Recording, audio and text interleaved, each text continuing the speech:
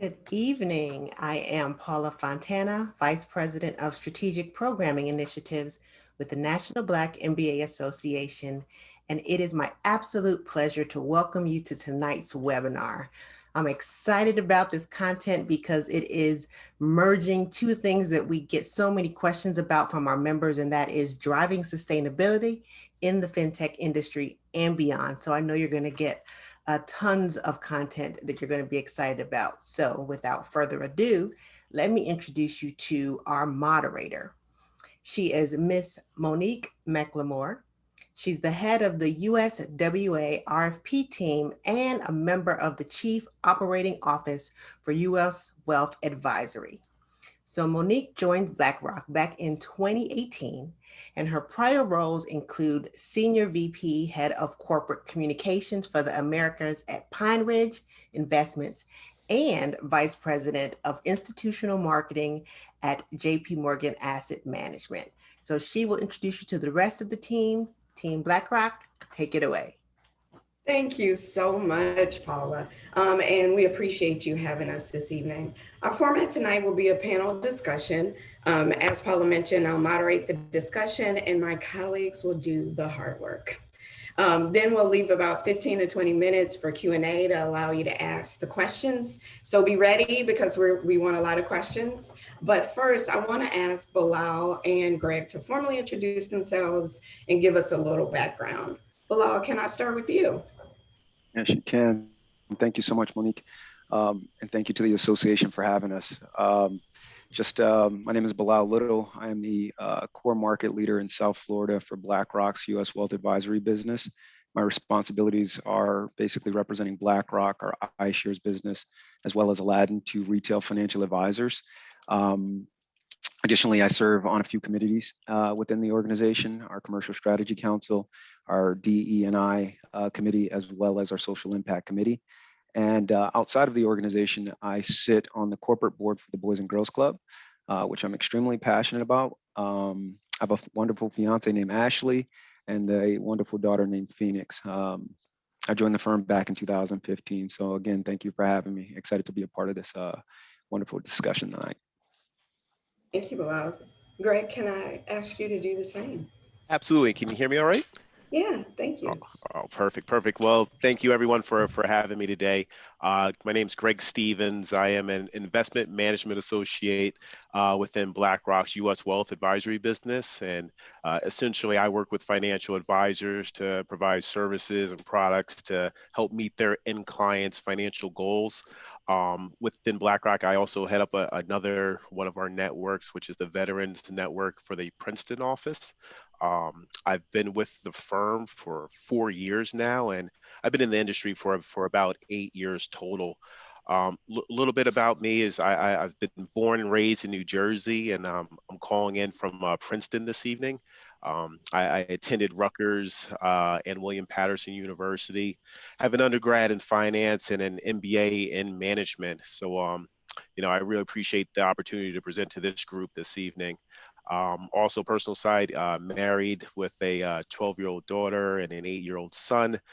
So definitely have my hands full there. And then, for fun, I try to, I enjoy football. I enjoy, playing poker, playing golf, stuff like that. So this is a nice reprieve for this evening to be talking to you guys. Yeah, it is. And it's so nice. So I guess I'll put some personal out there too. I didn't know you were going to add that touch, but nice touch to you all. I'm a wife of and mother of 3 kids that are not kids because they're 28, 27, and 21, and a Grammy to a 1-year-old little baby named Navy. So there we go. That's Team BlackRock tonight. Um, so we've told a lot about us now, so you know a little bit about us, but I like to start just with who is BlackRock. I know this audience may know or heard of BlackRock or seen some people who work at BlackRock, but Bilal, tell me, who is BlackRock? Yeah, it's a loaded question, right? And we Yeah. get that question often because for the most part, like I think people understand a company based off what they see, what they hear, what they read. And BlackRock on paper is the world's largest asset manager. And that's important, but I wouldn't say that that's who BlackRock is. BlackRock is the world's largest fiduciary. And that's echoed down throughout our organization from the top down. And essentially what that means is we've always put our clients' interests in front of our own, but more importantly, that mission is really driven through our culture and our principles. And that's important to understand because at the end of the day, you're outlined based off of your integrity of what you do consistently and day in and day out. And BlackRock is all about our client, or we are all about our clients and continuously putting those interests ahead of our own. In addition to that, I will add that BlackRock is also a technology firm. Many people don't know that. And based off this conversation tonight, I think many of you could assume that technology was going to be a part of this discussion. But we have technology, which is our risk analytics system known as Aladdin.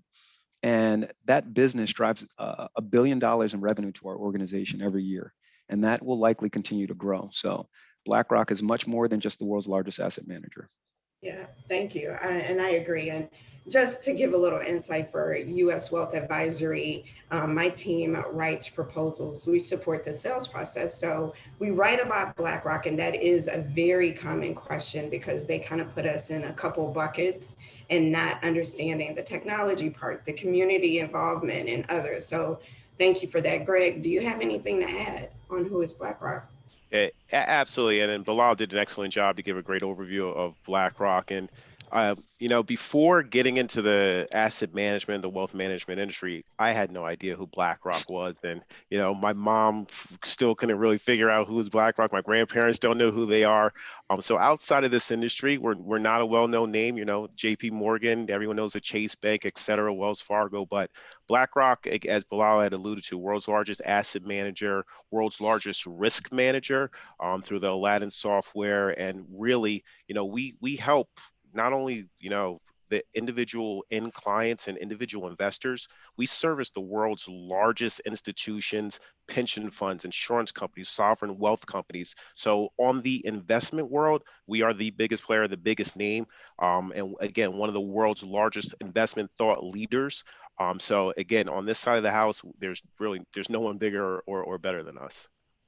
Yeah, and so Greg, just to kind of play off of that, you mentioned that you weren't as familiar with BlackRock at the beginning. So what did you think of BlackRock before you joined the firm? You said you weren't familiar. And with that, how did you prepare for your current position? So going in not knowing a lot about BlackRock, how did you Yeah. prepare for that? Yeah. So absolutely. So kind of obviously growing up and going to college. In college, I was a finance major, but that to me was more corporate finance and investments. I knew of the JP Morgans, the Goldman Sachs, et cetera. But this industry right now for me is a second career. So out of college, I did accounting work, I did corporate finance, and then I got into asset management, after probably 8 years working outside of this industry. And it's when I got to asset management and wealth management that I learned of BlackRock, just learning that they were the world's largest asset manager, a full line of products from mutual funds, ETFs, separately managed accounts, and basically anything else that you can think of. So again, when you hear that, oh, they're the world's largest, you kind of, think of this old, faceless, cold, financial behemoth. I had images of like just, dark mahogany conference rooms, full of old white guys in three-piece suits, plotting world domination. So that was what I thought of when I hear, oh, the world's largest asset manager. And joining the firm, I couldn't have been more wrong. This company is really a younger, at least in our division, Bilal and I work in, it's a younger, dynamic, more fluid business. This firm recognizes demographic trends, and my experience here is more on par with probably the experience of working at a Google or Facebook. We pride ourselves on, kind of being a financial tech firm, and we've adopted that culture. So, the culture feels fresh, young, and again, dynamic. I would say, what prepared me or how did I, get into this is I've started originally as a financial advisor with Merrill Lynch. Again, that's where we learned about BlackRock and other investment manager firms. And then after being a financial advisor for a little while, I got into the wholesaling business, which is really just the distribution of financial products to financial advisors. And then, learned that at BlackRock, largest, best in the industry, I always wanted to, if I'm going to be and do something, I want to play for the best. I want to play for the Yankees, and was able to, get a job at BlackRock. And again, my experience here has been the complete opposite of what my first impressions or thoughts of the company might have been. Yeah, totally agree. Until you get there, you don't know, right? But Bilal, let me just ask you the same thing. What were your initial impressions? What did you think of BlackRock, and how did you prepare? Were you familiar with the company before? Yeah, so just by way of background, my background's a little different than Greg's. I started in the business in 2006 at Lehman Brothers. So I was familiar with working at a large organization, but I was on the asset management side of Lehman. So when the bankruptcy happened in 2008, I stayed with the smaller portion of the firm, which did not go bankrupt, and it actually extracted itself out of bankruptcy, which was Neuberger Berman. So the whole culture at Neuberger Berman was, hey, we're a small firm. It's intimate. We know each other. We know everyone. And BlackRock was a competitor, right? So for many of your competitors, you only know what you see, what you hear, and what you read. And for the most part, you can't really understand the intrinsic value of the culture of a place because you're not behind the walls, right? You're not participating with the people. You're not engaging consistently on with the culture. So I'll tell you, I just thought BlackRock was a really large firm, and it was extremely dynamic to navigate, and it probably wasn't comfortable for most people. And I was actually, like many of the folks on this call, I was halfway through my MBA program. I received my MBA from USC out in California, but I was still working at my previous firm. And I was approached to have a discussion with BlackRock. And at that moment is when I actually had an opportunity to meet a person from BlackRock for the very first time, right? I was no longer hearing the stories. I was actually able to have a discussion and conversation with a person. And what that did is it changed my perspective, I'll tell you. Once you get here, this place is different. It is driven by innovation, but I would say our passion is culture and our people. And I have to tell you, since I've joined the organization, it's been nothing but a pleasure. It's also been a challenge. And that's a good thing, because that's where you're actually able to grow. And this place is relentless when it comes to constantly focusing on innovation and education. And I have to tell you, it's been an absolute joy to be here. Yeah, and so is innovation and education what's keeping you here? I know, you both have been here for a while now. So what keeps you at BlackRock? Is it part of that, all of that? What keeps you? Well, just want to start with you Yeah, first. yeah. So look, I've always been. I have a tight connection with one quote from Malcolm X that says, "Education is the passport to the future, and it belongs to those who prepare for it today." And what's really interesting about that is you're constantly trying to reinvent yourself. And one of the things about this organization, and I'll just look at last year, for example, right? This is a perfect example. Last year presented many challenges for a lot of people for a lot of reasons, but it's all on how you respond. And our organization responded very courageously. And that really came about from our leadership. And that was Larry Fink to Rob Capito and the folks coming down.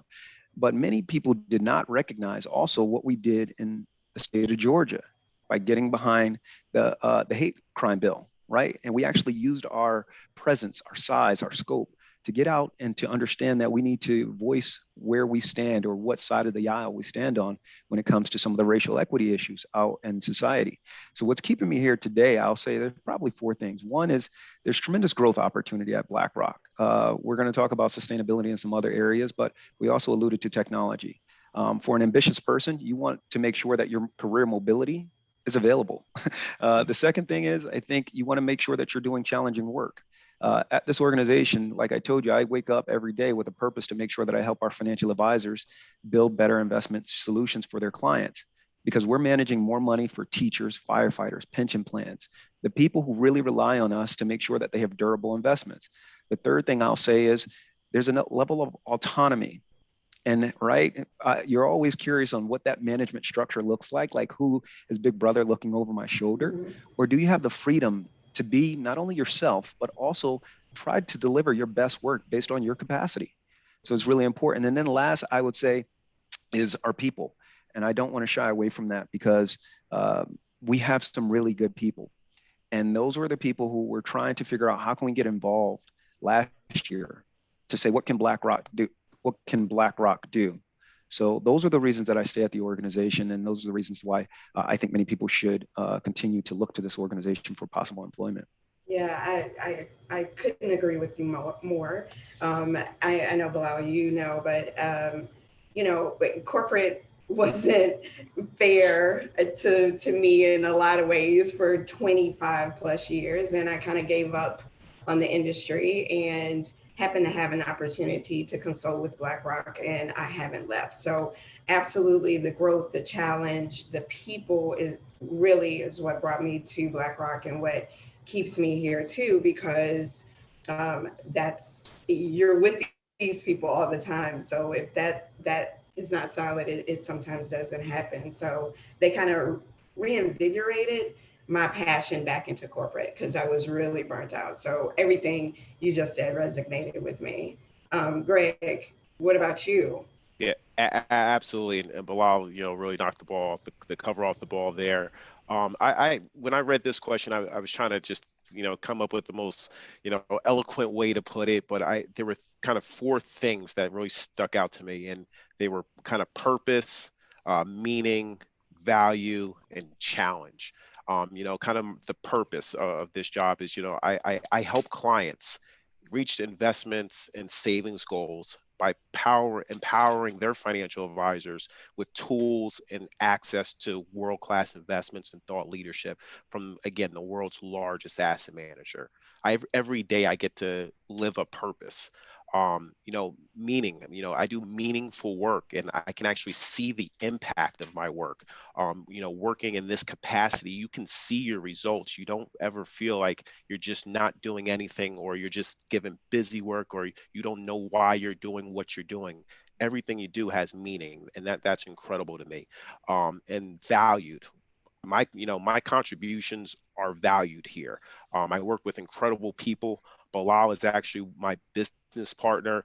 So I'm actually able to collaborate and work for and with Bilal. And again, Bilal and all the senior leadership that I've ever come across here, value my contributions. I'm recognized for good work, and as being an overall member of, my team and my department within BlackRock, and just feeling valued is tremendous for me. And then challenge, every day I'm challenged. This is a challenging career field. This is a challenging industry. This is a challenging firm.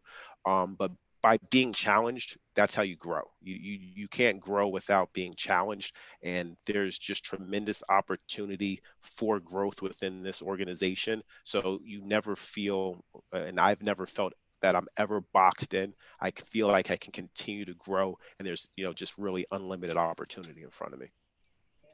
Definitely, it's been my experience.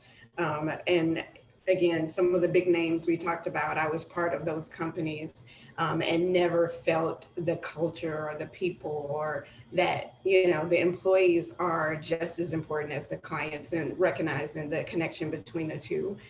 So thank you both for that. Just want to shift a little bit, and we've talked about a little bit about innovation and technology, and how BlackRock focuses on long-term sustainable themes. So why is sustainability such an important theme for the firm? What role does it play in investing at BlackRock, Bilal? Yeah, I think just the term sustainability, right? If people think about it, it's lasting, right? And I'm just going to speak right for the Black community right now. Like, right, we've always fought for an opportunity just to get our fair share, right? And when you think about that, that means treat us as equal and let us have the same opportunities to build for our families, at the same time have access to business. I think our leader, Larry Fink, many of you may be familiar with it, but he writes an annual letter to not only our shareholders, but also to the CEOs across the entire world, the largest CEOs. And his annual letter is looked forward to by some and maybe not by some as well. But the letter, what he talks about is not only sustainability, but focusing on long-termism. And when you think about that, right, you try to forego profits and really think about what's going to change in the near future. And what's really important for everyone to understand and know is that means inclusion, and that means equity stake for folks of color. To give you an example, is it sustainable? Take our banks, for example, right? There are Black-owned banks in this country. And the Black-owned bank or the Black banks are not a part of the greater banking ecosystem. They're not, right? They don't have the same lending capabilities. They don't receive the same resources and support. Is that a sustainable business model for those banks? Likely not, because they don't have the partnership. So when it comes to us being fiduciaries for our clients and to make sure that people can retire with dignity, we have to make sure that not only are we inclusive, but sustainability is a part of that conversation. But that spans across everything that we do. So that also means investments. So at the organization, BlackRock has also made some commitments to reduce our carbon emissions, as well as challenge companies to reduce their carbon footprint. What's important about that is because we understand that climate change is now a potential risk. It's not only a risk for society, but it's also a risk for business. It's a risk for industry, and it's also a risk for our investments. So our largest clients, our largest pension plans, our institutional clients are asking BlackRock, they're asking us, what are we going to do to leverage our size, scale, and scope to make sure that we're prepared and our clients are prepared, that their portfolios will not only be sustainable for the long haul, but at the same time, they understand the risks that are in front of them. And that is what's really driving, I would say, our mission going forward. Sustainability is all about inclusion, but it's also about lasting. So I'll leave it at that and maybe pass it over to Greg if he wants to add any other comments.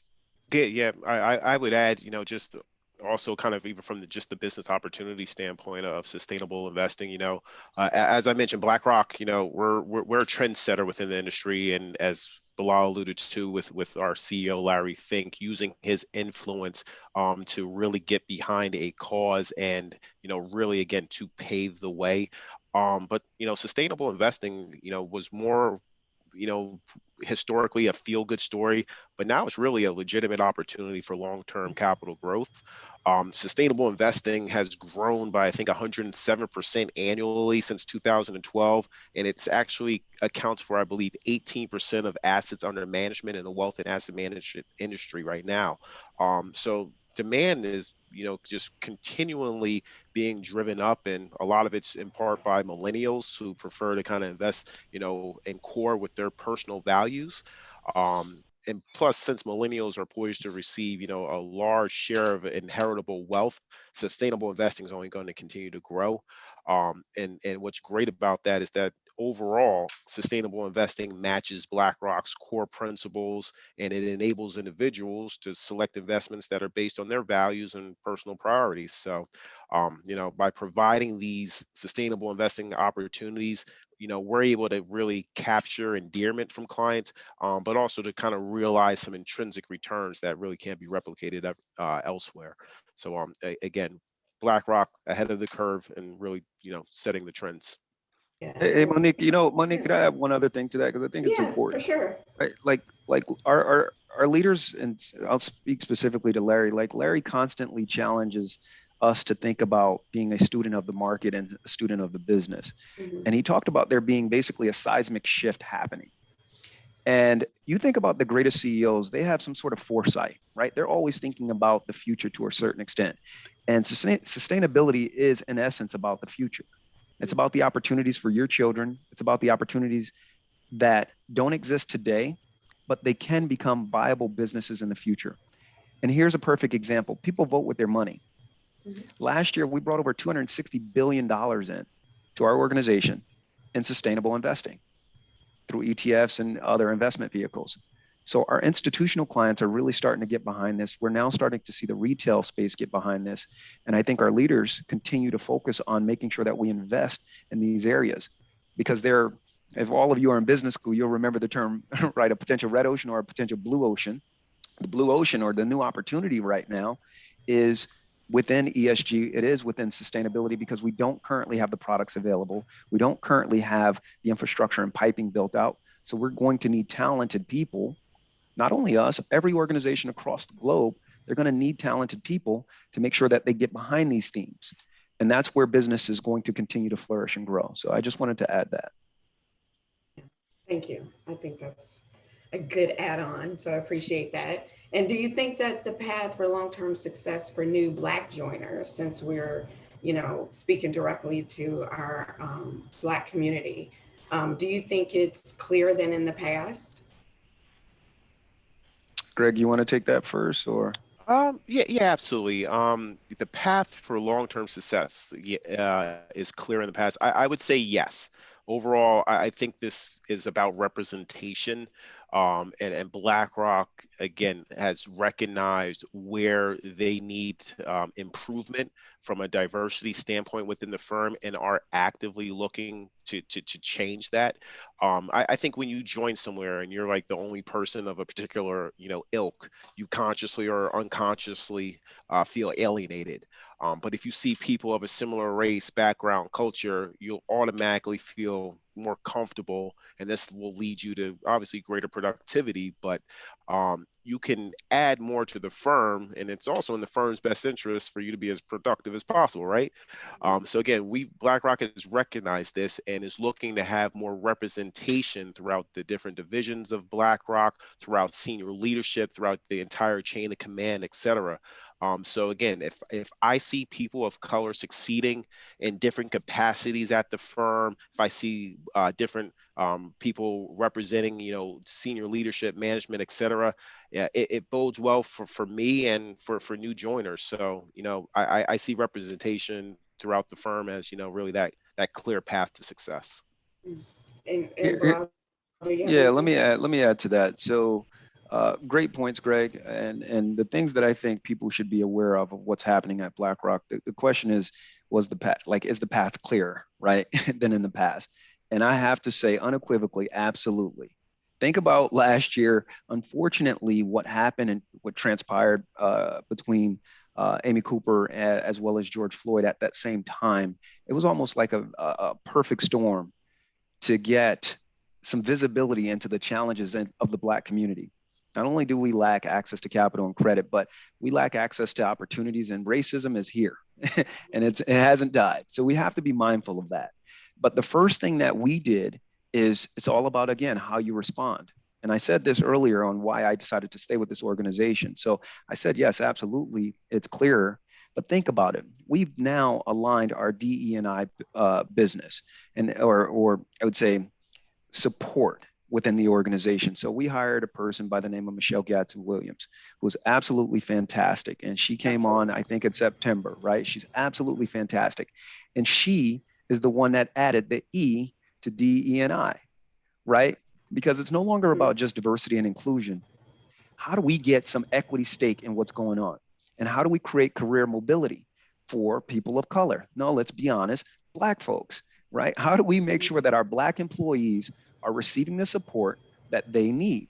And you have to ask that question, but more importantly, you need to create accountability for the management and the people that's hiring, right? We have to be actionable as far as what we're going to do to make sure opportunities are going to be properly vetted for folks of color. And I think that's some of the things that we started to do. But in addition to that, BlackRock is such a unique place because many people don't know this, but I'm sure some folks here are joining from Atlanta. We just built a microcosm, which is known as the iHub, one of 7 in the United States, in Atlanta, one of the most diverse cities in the country. And ideally, we'd like to make sure that we get better diversity numbers coming from that opportunity, because that city is full of talented young Black folks across the spectrum in different industries. You don't always have to work in finance to be within BlackRock. I was a marketing major, right?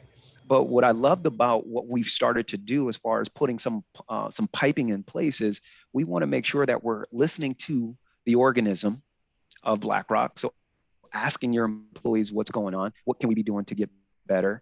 But at the same time, we need to support. And that's what we did when we brought on Michelle.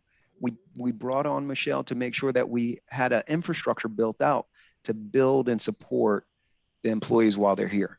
So absolutely, there's a clearer path going forward.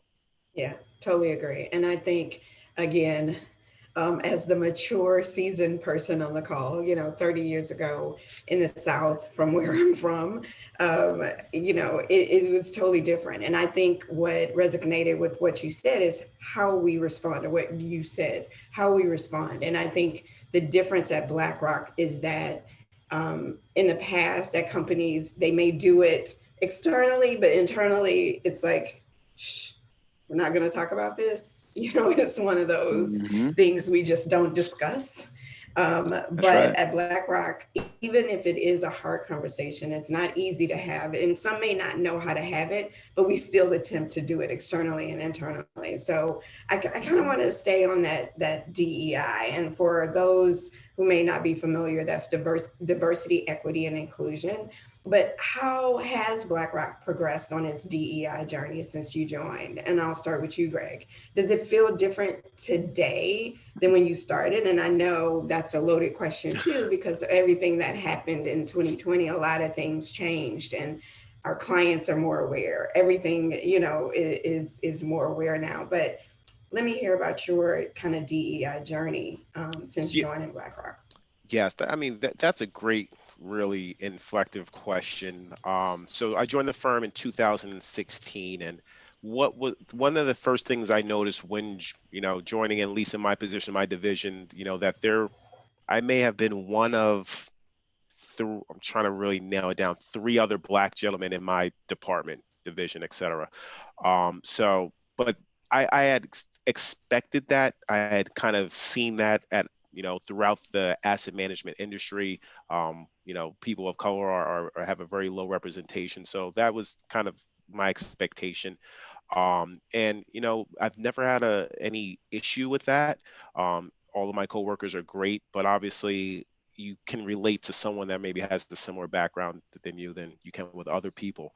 And it kind of remained that way for maybe the first couple of years or so. And then, through an analyst class, a new hire class where we would bring on, like 12 recent college graduates, there might be, 2 people out of a dozen, 3 people out of a dozen that were people of color added to the firm. So it was always a lower representation. And again, working in this industry, that's just something you kind of eat. But as Bilal had alluded to, with 2020, with COVID, with social injustice, with this rise, one of the things BlackRock does better than any other firm I see is recognize, social changes, and then they move quickly. So when things like that were happening, I had just about every person in my chain of command, my senior leadership team, reach out to me to speak, Greg, what has been your experience here? We recognize that you are probably one of 4 other Black men within our division. We recognize this. This is something that we're looking to change, but what can we do, to either address any issues that you've had or to make your life even better here? So there were proactive reach outs. And since, probably the past year and a half, I would say I've seen a lot of change with, additional people of color being onboarded. I'm not going to say that it's just, hey, we needed to hire more Black people and that's what they did and that's why they did it. But I have seen that an additional inflow of people than I did in my first 3 years here. Yeah, thank you. Great. Bilal, do you want to add anything to that or kind of give us your experience on your journey since you've been at BlackRock? Yeah, so my experience is a little different. And let me know if I'm freezing. I think I get a little glitch here. But my experience has been a little different. So I joined BlackRock from an external firm as an external representative of the organization. So I've historically always been outside of the firm. I was in California for 10 years. So I joined in 2015 And I didn't have a lot of internal engagement with other colleagues. I mean, there was no need. I was outside dealing with our client base, and my exposure to other colleagues internally was just limited. And that's important because I did not have the same experience as someone who works in that environment every day, where they don't have the visibility. They can't figure out like, hey, what does mentorship or sponsorship look like? And prior to me joining, we did not have the Black Professionals Network, which was created and formed last year. And they were talking about doing things, and they were talking about doing a lot of things. But I think corporate America has often talked about this idea of diversity, equity, and inclusion. But for the most part, I think they did pretty good with the diversity of gender, right? But they've always struggled on race. And when you think about it, again, I hate to point to it, but it really was the convergence of Amy Cooper, who works in finance or worked in finance, right? And George Floyd's murder. But at the same time, think about if we look at the joy that was presented with COVID, it was an opportunity for everyone to sit back and turn on the television, even the most senior people, to sit back and say, maybe I have a problem as well. And I'm actually really appreciative of our leaders because I think they were empathetic to their Black employees. And that's really, really important. So it's changed and it's come a long way. But more importantly, I think the firm also recognizes, look, we have a long way to go. And that's important because you have to continue to try to learn and grow from the experience. But at the same time, we have to support our Black employees now, and we have to do better at recruiting. And what does that mean? That means having conversations around career mobility. That means making sure that we create platforms for young people of color to be visible. We don't have the cousins, the uncles, the aunts in senior places. We already know what the leadership numbers look like across corporate America. So how do we get visible? We have to be honest about that within corporate America and within the walls of BlackRock. At the same time, within our Black Professionals Network, one of the things that we do is we have fireside chats with managing directors. And these are folks who are open and willing to try to learn. But at the same time, I really think what we need to do, or what I would think it could do, what we could do differently today is to focus on supporting our employees where they are one-on-one. I really think that's important. And the reason is because your experience as a Black employee is different. It is. I don't care what anyone tells you. It's absolutely different. And our managers need to be held accountable. And I think our senior leaders are figuring out ways to do that with understanding that it is a sensitive topic, right? But at the same time, we can't turn away from the challenges or the hard stuff. If we're truly going to be a representative of our client base, that means the internal walls of BlackRock also need to reflect our client base. Thinking about, right, Black employees, you're managing Black money. Let's make sure we get some Black faces in there. So I think the firm is doing a wonderful job of really trying to figure out ways to demystify, ways to promote people, to make sure that your review, is open and just and honest. At the same time, you're giving constructive criticism and feedback. And then that manager is held accountable. So I'm excited. I'm encouraged by the things that we're doing. Yeah. And I know we have goals and, I write about a lot of things to our clients and prospects, but all good stuff. And with that, what do you think the firm is doing? I know you touched on a few points, but what do you think they're doing to support young people of color? What are the right things? What are some of the things you think we could improve or could be doing more of, Bilal? Yeah, like I said, look, I think the firm recognizes, like, look, we're the Titanic in the night trying to turn, right? It's going to take a little while for us to turn appropriately. And we're doing a complete 180, right, within corporate America. And we have to be honest with that. And I think Larry Fink and again, Rob Capito and the rest of our leaders have been. But in addition to that, our other leaders, our middle managers, middle management managers, if you will, our HR department, they all have to get behind and continue to collaborate to reshape the quote unquote Black employee experience, right? It is different. Now let's recognize that it's different. So what can we put in place to ensure that our Black employees, one, they stay, they're happy, they still feel like they're doing meaningful and purposeful work. And then the second thing is, well, how do we recruit? And we have to be open with saying like, look, technology is changing everything. We have to continue to embrace that. But at the same time, I think we've done a fantastic job with creating some accountability amongst managers. The second thing is I think we did a really nice job with the launch of our Black Professionals Network. We have literally north of 10% of the organization that are members, and that number is continuously growing. Just a couple of weeks ago, just to give you guys some insight, we hosted a call called Young, Black, and Gifted. And that highlighted 4 Black women at the organization. That was planned months in advance. And I was the moderator, and we had an opportunity that I had never seen before in corporate America, highlight 4 young women of color, Black women, out there doing different things or working within different roles of this organization. I've never seen that before, right? So we're taking some action and we're starting to really get behind some of these ideas. What I would like to see more of is, one, better recruiting. Let's make sure we go to where the Black employees are or potential employees are. At the same time, support the ones that are here. I would like to see more one-on-one coaching. At the same time, accountability of managers. If there is some sort of tension, that it does not always just err to the side of the manager, but let's go check the track record of some of this stuff. And I don't necessarily know if we often get that. I would love to see that continue to grow within the organization and within HR. So I'll leave it at that, and maybe let Greg share some comments. Yeah, no, Bilal again knocked it out the park with that. I always thought, though, also one point around our Black Professionals Network, we have a plethora of networking organizations within the company. So basically, if any way you identify, there's probably a network that you can join and have a shared experience. But within the Black Professionals Network, again, 10% of the overall population of BlackRock is part of this network. So that's a lot of non-Black and colored people that are part of this.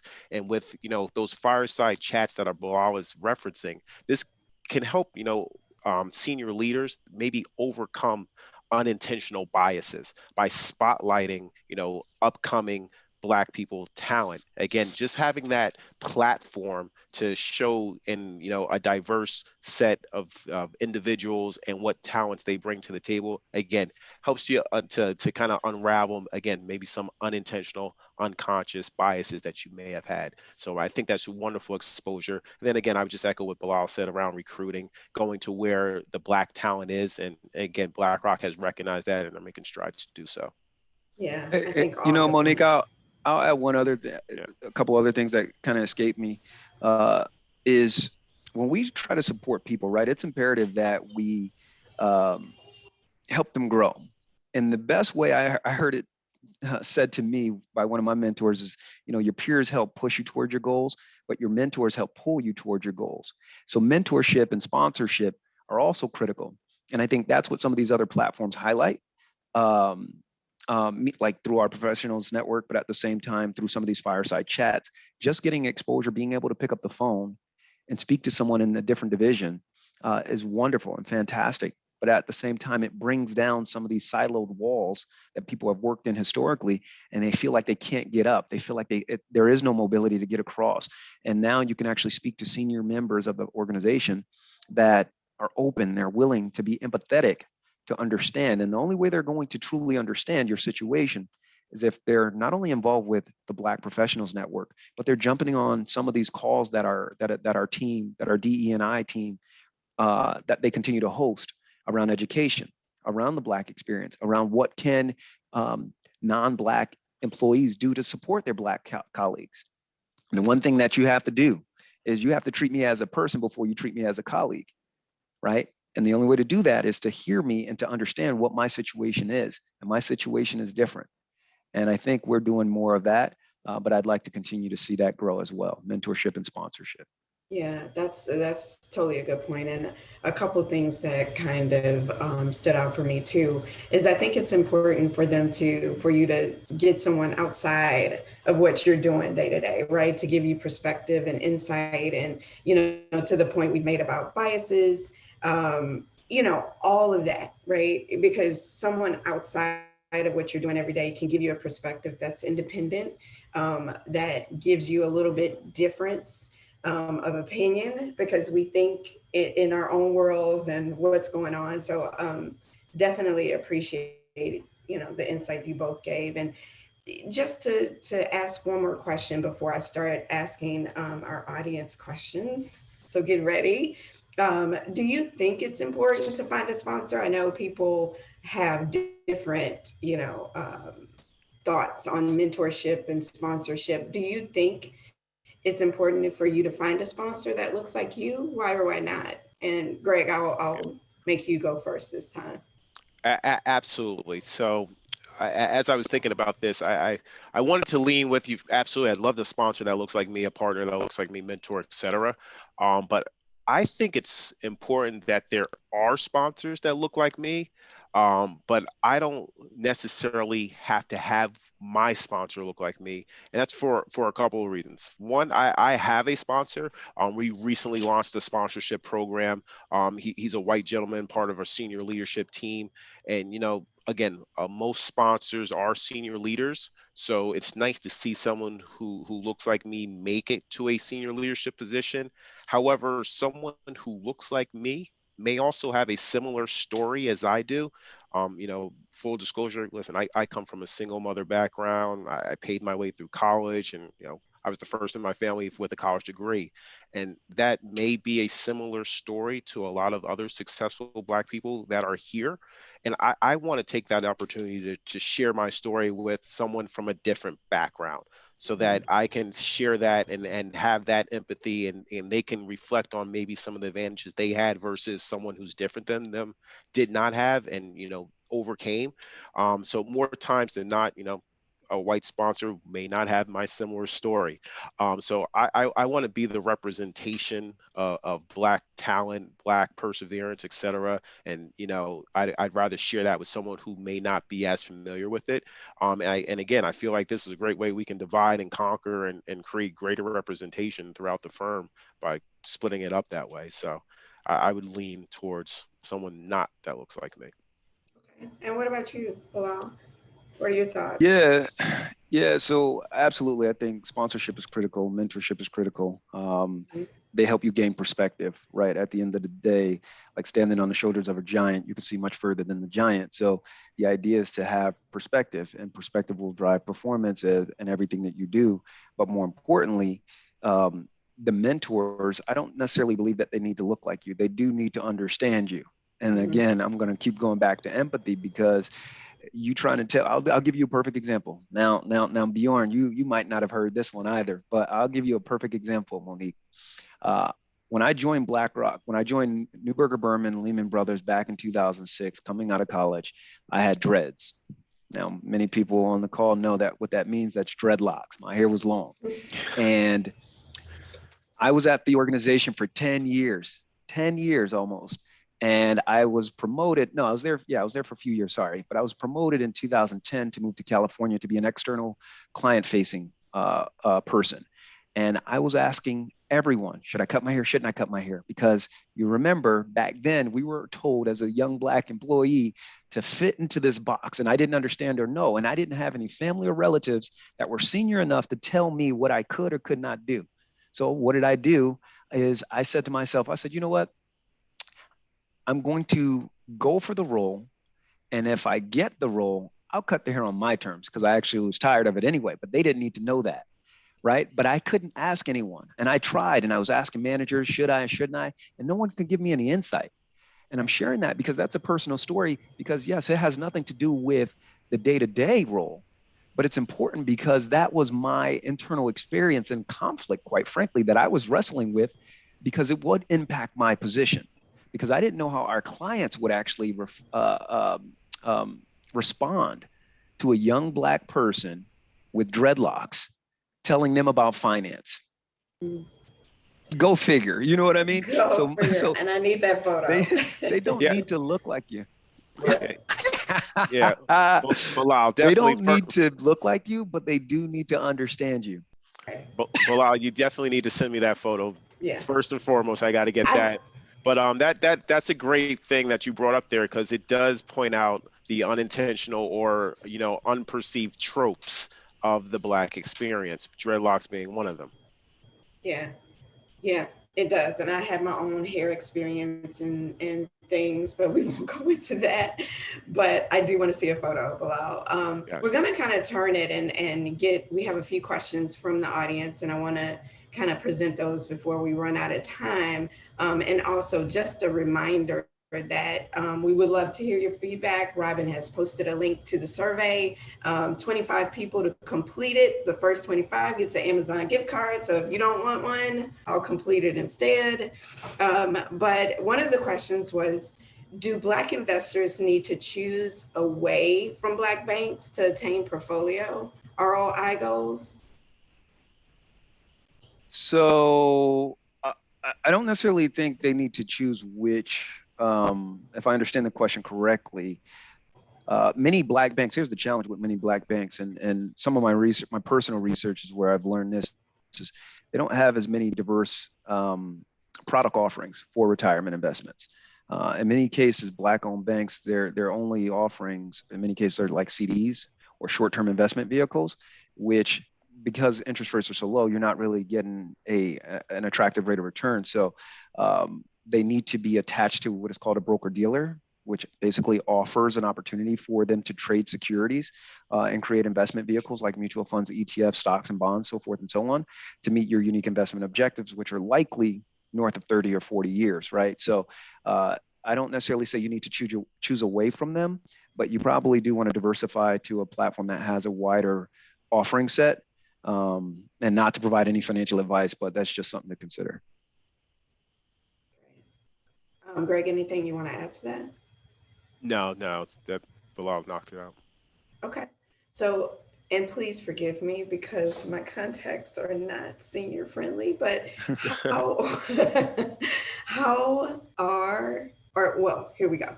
Will you partner with other ERGs across other organizations, perhaps within the same industry? Not sure what ERGs, maybe you guys know. How are you, or don't know. or will you all partner with other ERGs across the organizations, perhaps within employee resource groups? Thank you. Oh, see, we're not in HR. Yeah. Okay. All right. So here's the thing. So the firm has actually done a really nice job of reaching out to outside networking groups to not only try to use them as recruiting avenues, but at the same time to understand like inner workings on how they actually function well. And I think that's what one of the advantages were as far as bringing in Michelle Gatson-Williams. I think she came from Accenture, where she ran that business, their HR department, for a little over 8 or 10 years or so. She's also an accomplished speaker and writer on the topic. So we're doing the necessary work to reach across the lines, not only bring outside people in, but at the same time to continue to push the envelope and make sure that we go out and get the right bodies to help us create a better narrative and understand what resources are needed for our Black employees. Great. I have two more questions. I don't know why I got the questions right, because I can't see. I typically only see Black people in back office functions within asset management firms. Is there an active push at BlackRock to increase the number of Black investment professionals throughout the firm, including front office functions? If so, is there support from senior mid-level leaders within those front office areas? Greg, you want to tackle it, or I'll share? So do you want to? Go ahead. Well, no, I was going to absolutely speak from my experiences that I actually, right out of college, kind of worked in that back office operations arena, because one, that's really what I knew coming out of college, and kind of the job openings that I saw. I didn't know more about actual investment management, portfolio management, client facing roles. So it was a little bit of me not knowing, never being taught it.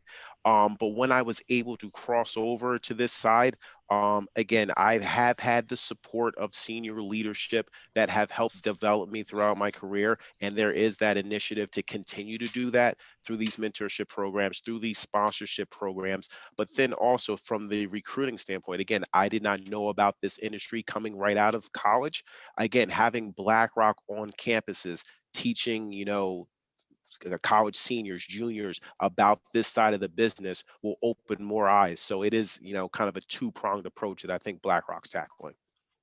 I agree. And then our last question, and I Yeah. might be able to, I'm sorry, Bilal, did I cut No, you off? yeah, I just wanted to add a couple of things that Larry Fink has been pretty vocal that he says that he wants to increase our representation, not only of Black employees, but just to make sure that the firm properly represents our client base. But at the same time, I do want to stress, like, we have a long way to go. But if you look within USWA, we've taken that step by hiring not only Greg, but also another partner of ours, Jerron Carter, who's also recently promoted. So Black employees are really starting to get out in the field because of their ability. And what I will also say is this firm is a meritocracy, right? Like, let's not just lean on the fact that we're looking for race-related equity support. We want to make sure that we continue to look at the actions, the activity, and the integrity of these employees to make sure that they're not sandbagging the organization, because it's always about the organism, not just right what we're trying to do, and it's always greater than the individual. So I just wanted to throw that out there. Yeah, thank you. And if you could, before we answer the last question, just tell me the difference or explain the difference to our audience between sponsorship and mentorship, because they are different. And it'll Mhm. clarify a couple of the questions also. Yeah, sure. So mentors, at least at BlackRock, these are the folks that you can speak to on a day-to-day basis about your day-to-day challenges, if not like a coach, right? Like, what could I be doing to improve? Sponsors, these are the people who represent you to senior managers as well as other parts of the organization around the time that you're getting ready to get up for a promotion. That's really important because you may not work with them closely, consistently, but it's how you actually get exposure to these people to where they can actually go into a room and champion all of the actions and activities that you've done to contribute to this organization. That is the difference. And it's a very important difference and distinction because Very. your sponsors, your sponsors, they don't often interact with you as closely as your mentor does. And that's important because they may only see your body of work. So you have to actually create those relationships as well. Yeah, Yeah. thank you. I'm sorry, Greg, did you have anything? Oh, yeah, I was just gonna go with a quick analogy. It's like your mentor is your swing coach, and a sponsor is your sports agent. You know, he's out there negotiating on your behalf. I think that's great. And I think one of the last questions, and I know we have to wrap it up. It's been so great though, was just speaking on how maybe it's handled if you're a female seeking a mentor or a sponsor. And I'm happy to kind of do that. And, back to Bilal's point, a mentor and sponsorship are two different things. Sponsorship, sometimes you may not even know it's a formal relationship or they're doing. So if you're doing what you're supposed to do or doing the best that you can, you're going to be noticed. And I'll take for me as an example. I had sponsorship from a couple of people that I worked with, but not as closely as I thought. And they were mentors in my recent promotion, but it was based on the relationship we cultivated. So it was an informal kind of mentorship. Regarding female, when they partner you up with a mentor, those are some of the questions they ask. Are you looking for sponsorship or mentorship, and what does that look like? And it's trying to align two people who have um, some of the same interests, but who would pair well to get you to your next level, who will tell you the truth. So in my eyes, in my experience, there's no difference between female and male mentorship and how you get it. It's the same platform. I think it's how it's handled. And I've had mentors that have been female and male, of the same race, of different race. I'm multi-race, so I don't know if they've been the same, but um, I think when you choose someone sometimes outside, to our point earlier, of your normal, it's an advantage. And I think Bilal made it best that they may not be the same, but they understand you and what you're experiencing. I think that's the important part. This has been amazing. Thank you guys both for hanging in there with me. Go BlackRock. Um, I'll hand it back over to you, Paula, and thank you again for inviting us.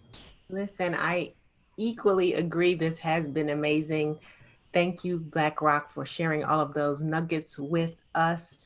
For those of you listening, watching, I hope you were taking copious notes because they were dropping all types of knowledge during this, and you wanted to make sure you capture it. And I know I learned so much about BlackRock, and I'm sure you did too. So be sure to check them out if you're in the market for opportunities, because what they are doing is incredible. And speaking of incredible, like I mentioned, the content was great, and we want to hear from you because I believe that you will also think that it was great. So the first 25 people to fill out this survey and complete it will be entered to win an Amazon gift card. So you don't want to delay. Again, we really want to hear your feedback because it is important to us. Thank you again, BlackRock. Thank you all for your time this evening. I hope you have a wonderful rest of the night. Take care. Thank you all. Appreciate it. Sure. Right.